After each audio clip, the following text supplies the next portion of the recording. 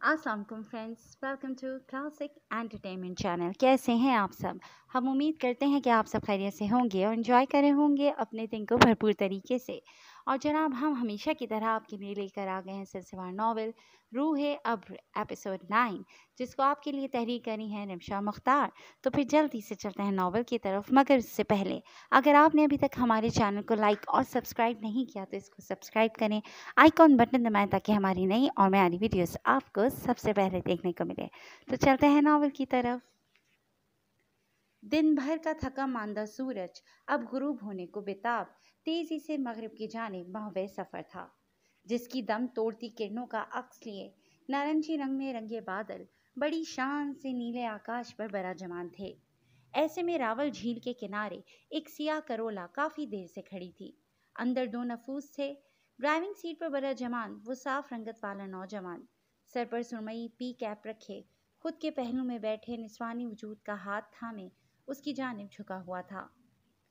रहने दो बस ये झूठी मोहब्बत के झूठे मुजाहरे, छोड़ मेरा हाथ। वो अपना हाथ उसकी मजबूत गिरफ्त से छुड़ाने की सही करती गोया हुई थी, जबकि मुकाबिल उसकी ये कोशिश नाकाम बनाता उसका हाथ अपने लबों से लगा गया। ऐसे कैसे छोड़ दूं? छोड़ने के लिए तो नहीं थामा। उसका जताता लहजा और निगाहें उस निस्वानी वजूद को एक खफगी से भरपूर निगाह उसके चेहरे पर डालने पर मजबूर कर गए थे। तो इस रिश्ते के लिए कोई कदम क्यों नहीं उठाते तुम? आखिर कब तक हम यूँ छुप छुप कर मिलते रहेंगे?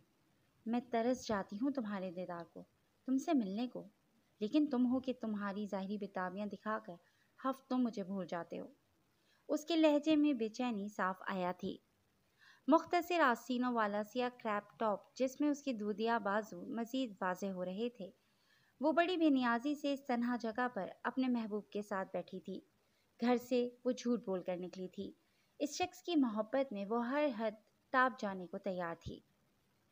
मेरी मजबूरी क्यों नहीं समझती तुम?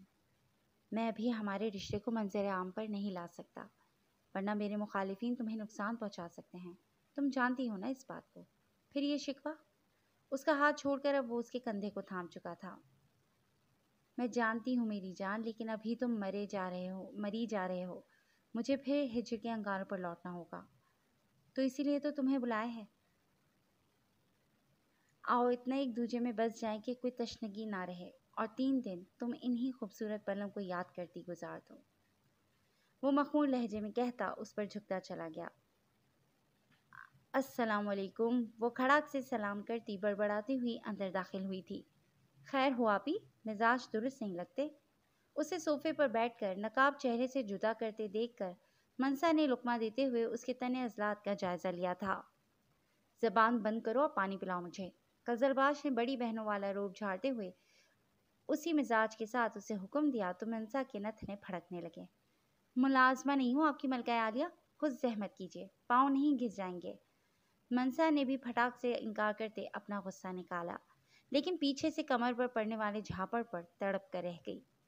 बहन को पानी पिलाओ, तुम्हारे पाँव भी नहीं घिसेंगे, रजिया बेगम ने लताड़ते हुए कहा। अम्मी, आप हमेशा नाइंसाफ़ी करती हैं, वो रोनी सूरत बनाकर बोली थी। इतनी ज़बान मत चलाया करो, हमें पता है तुम्हारे पास बहुत लंबी है, जो कहा है वो करो। रजिया बेगम ने उसे आंखें दिखाई और कजलबाज के पास जा बैठी, जिसका मूड वाकई ख़राब लग रहा था। काफिर भी पानी मांगे तो दे देना चाहिए, सवाब का काम है, बस इसीलिए दे रही हूँ। मिनसा अपने सूझे थोबड़े के साथ आंखें घुमाती किचन में चली गई, जबकि रजिया बेगम अब मुकम्मल उसकी जाने मुतवज्जा हुई थी। क्या बात है? उसके चेहरे पर प्यार भरी निगाह डालते हुए इस्तफसार किया।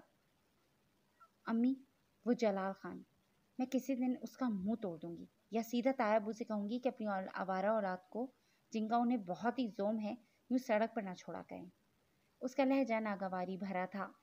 फिर कहा है कुछ उसने? उनका लहजा मुतफक्कर हुआ।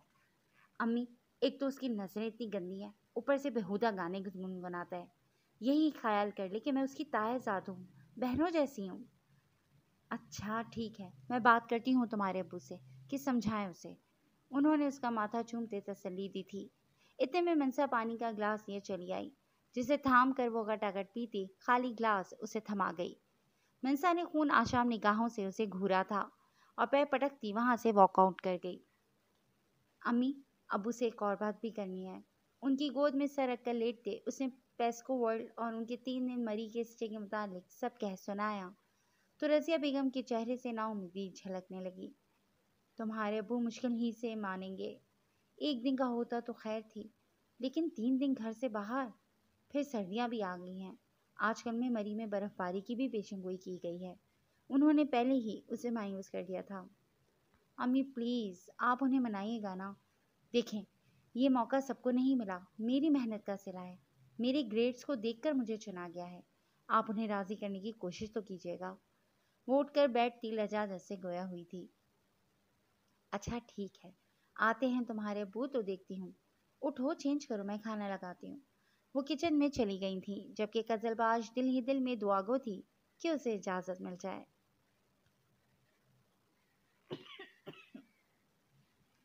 آپ نے بلایا ابو؟ وہ کمرے میں داخل ہوتی گویا ہوئی۔ ہاں آؤ ادھر بیٹھو۔ ہاتھ میں تھامے کاغذات ایک جانب رکھ کر وہ چشمہ اتارتے اپنے قریب صوفے پر اشارہ کرتے ایک جانب کھسکے تھے۔ جی ابو۔ وہ چل کر ان کے نزدیک بیٹھتی گویا ہوئی۔ تمہاری ماں کیا کہہ رہی ہے؟ کدھر جانا ہے؟ ان کے کہنے پر قزلباش نے ایک نظر رضیہ بیگم کو دیکھا اور پھر ساری بات انہیں بتا دی۔ خاموشی سے سننے کے بعد انہوں نے ہنکارا بھرا۔ نظریں قزل کے جھکے سر پر تھیں جو سر پر سلیقے سے دوپٹہ اوڑھے بیٹھی تھی۔ اساتذہ بھی ساتھ ہوں گے؟ جی ابو۔ اسے دھیرے سے سر ہلا دیا۔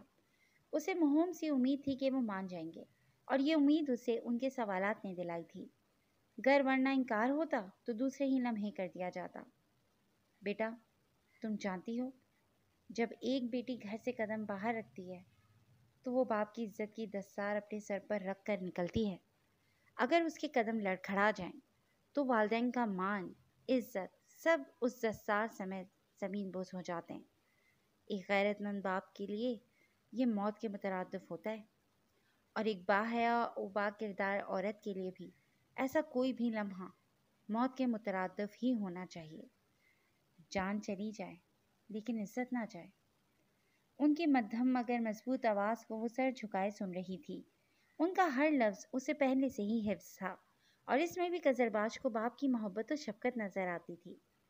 مجھے اپنی بیٹیوں پر بڑا مان ہے کہ وہ اپنے باپ کو کبھی تکلیف نہیں دیں گی۔ اگر کبھی قدم ڈگمگانے لگیں تو اپنے باپ کی سفید داڑھی کو یاد کر لینا، اور اگر پھر بھی شیطانی بہکاوا اس قدر مضبوط ہو کہ تم اپنے باپ کی عزت و وقار سے بحری ہو جاؤ تو سمجھ لینا اسی لمحے تم نے اپنے باپ کو دفنا دیا ہے۔ ان کے آواز کی سختی پر قزلباش کی کائی رنگ آنکھوں سے آنسو ٹپ ٹپ برسنے لگے تھے، اور آخر کے الفاظ پر تو اس نے دہل کر سر اٹھایا تھا۔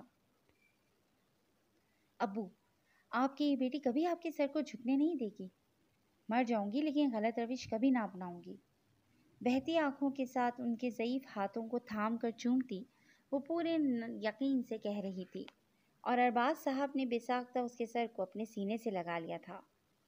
میں جانتا ہوں میری بیٹیاں بہت مضبوط ہیں۔ کل میرے ساتھ چلنا، جو چیزیں خریدنی ہوئی خرید لینا، اور میری بیٹی جا سکتی ہے، بس اپنے باپ کے الفاظ کو ہمیشہ یاد رکھنا۔ اس کے سر پر بوسہ دے کر ہلکے سے تھپتھپاتے وہ اسے اجازت دے گئے تھے، اور قزلباش واقعی بے انتہا خوش تھی۔ سجاول چھوڑو، تمہیں تو ایسی لٹریری ایکٹیویٹیز میں کبھی دلچسپی نہیں رہی۔ بھلا آپ کیا کرنے مری جا رہے ہو؟ آشیا اور وہ گارڈن کے سامنے موجود پتھریلی روش پر ٹہل رہے تھے۔ لٹریری ایکٹیویٹیز تو بالکل نہیں ہے۔ Bone fire, musical night, hiking trip, اور ہاں 1-2 ایونٹس ہوں گے لٹریری، میں کیوں مس کروں؟ سجاول نے اس کے ہاتھ میں تھامے چپس کے پیکٹ سے چند ٹکڑے اٹھا کر منہ میں رکھتے جواباً سوال داغا۔ یار میں بور ہو جاؤں گی نا، وہ رک کر نروٹھے پن سے بولی تھی۔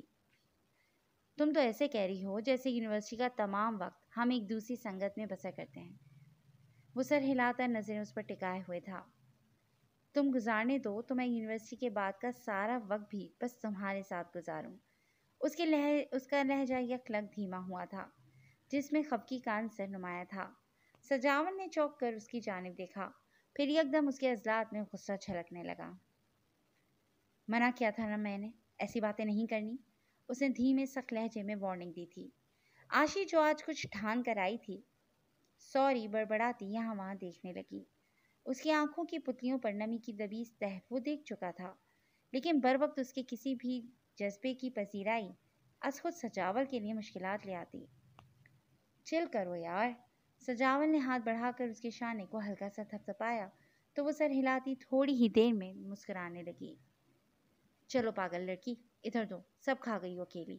سجاول نے اس کے ہاتھ سے پیکٹ جھپٹ لیا تھا اور وہ دونوں پھر سے اپنے سانپ کا مچ گلے یعنی دھوپ میں ٹہلنے لگے تھے۔ یہ ہے آشی۔ نرم نرم دھوپ میں گھاس پر آلتی پالتی مارے بیٹھی ان تینوں میں سے اسرا نے ایک جانب اشارہ کرتے ناگواری سے کہا۔ سدرا اور قزلباش کے سر اس کے الفاظ کے ساتھ ہی پیچھے کو گھومے تھے۔ او اچھا، یہ ہے، اسے تو میں نے دیکھا ہوا ہے پہلے بھی، مجھے بہت پیاری لگتی ہے یہ، حسن تو کوٹ کوٹ کر بھرا ہے۔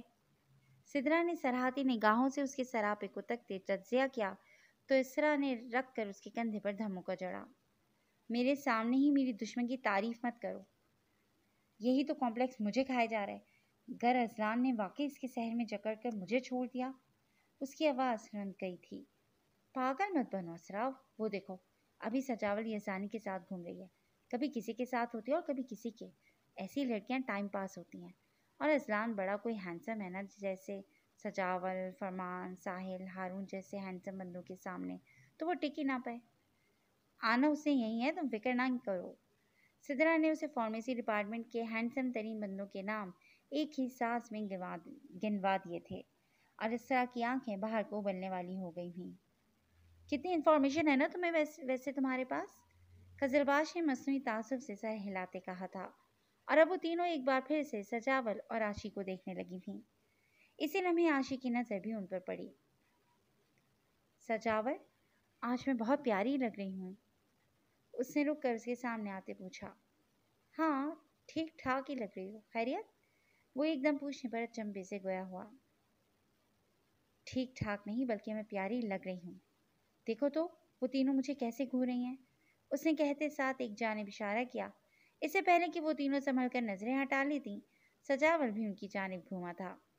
قزلباش سے اس کی نظریں چار ہوئیں اور وہ مدھم سا مسکرا دیا، جبکہ سب سے پہلے ہوش میں آنے والی بھی وہی تھی۔ بدتمیز عوام، اپنی نظریں ہٹاؤ، کیا آنکھیں پھاڑے دیکھ رہی ہو؟ اس نے چہرہ موڑتے ہوئے سخت لہجے میں کہا تو وہ دونوں بھی ادھر ادھر دیکھنے لگیں۔ تمہیں نہیں، شاید مجھے دیکھ رہی تھیں۔ سجاول صاحب کو مفت نہیں خوش فہمی ہو چلی تھی۔ اس نے پلٹ کر پھر سے ایک نظر ان پر ڈالی جو اب اپنا سامان اٹھاتی اٹھ کھڑی ہوئی تھیں۔ آنکھیں نہ نکال دوں ان کی اگر تمہیں دیکھے تو، آشی کے لہجے میں خفگی اتری۔ اس نے ناپسندیدہ نظروں سے ان تینوں کو دیکھا تھا جو اب ان کے سامنے سے گزر رہی تھیں۔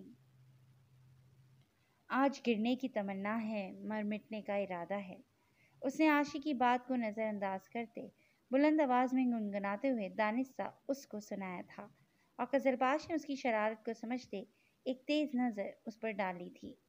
دونوں کی آنکھیں پل بھر کو چار ہوئی تھیں۔ جبھی سجاول نے ایک آنکھ میچی تھی اور قزلباش نے زیر لب اسے ایک عدد عظیم لقب سے نوازتے ہوئے وہاں سے چپ چاپ گزر جانا بہتر سمجھا تھا۔ جی فرینڈز، آج کے لیے بس اتنا ہی۔ کیسی لگی آپ کو آج کی ایپیسوڈ؟ یقیناً پسند آئی ہوگی، ہمیں انتظار رہے گا آپ کے کامنٹس کا، اور آپ جڑے رہیے گا کلاسک انٹرٹینمنٹ کے ساتھ، جہاں بہت جلد ہم ایک نئی ایپیسوڈ لے کر حاضر ہوں گے۔ ٹل دین ٹیک کیئر اینڈ اللہ حافظ۔